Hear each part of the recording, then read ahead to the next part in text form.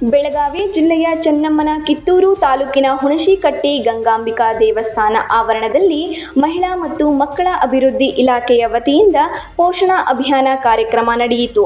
ಈ ವೇಳೆ ಮಕ್ಕಳ ಪ್ರಾರ್ಥನೆಯೊಂದಿಗೆ ಕಾರ್ಯಕ್ರಮ ಪ್ರಾರಂಭಗೊಂಡಿತು.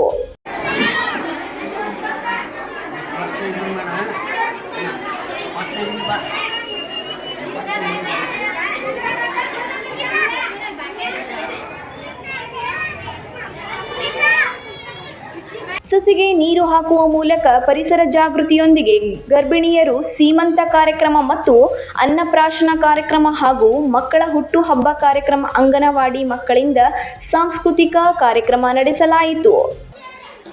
ಈ ಒಂದು ಹುಣಸಿಕಟ್ಟಿ ಗ್ರಾಮದ ಗಂಗಾಮಾತೆಯ ದೇವಸ್ಥಾನದಲ್ಲಿ ಹೊಸದಾಗಿ ಅದ್ದೂರಿಯಾಗಿ ಏರ್ಪಡಿಸಿರುವಂತಹ ಈ ಅಂಗನವಾಡಿಯ ಎಲ್ಲ ಕಾರ್ಯಕರ್ತರು ಕೂಡಿಕೊಂಡು ಹಮ್ಮಿಕೊಂಡಂತ ಈ ಕಾರ್ಯಕ್ರಮದ ಸೇರಿಸಿ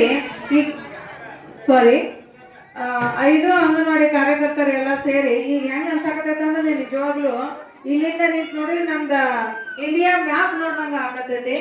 ಎಲ್ಲ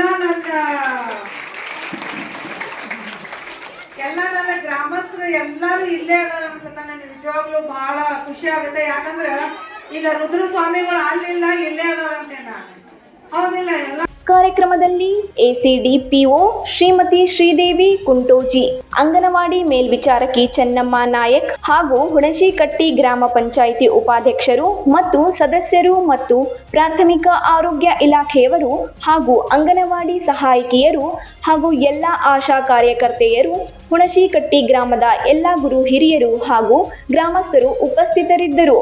ರುದ್ರಪ್ಪ, ಹುಬ್ಬಳ್ಳಿ, 9 ಲೈವ್ ನ್ಯೂಸ್, ಕಿತ್ತೂರು.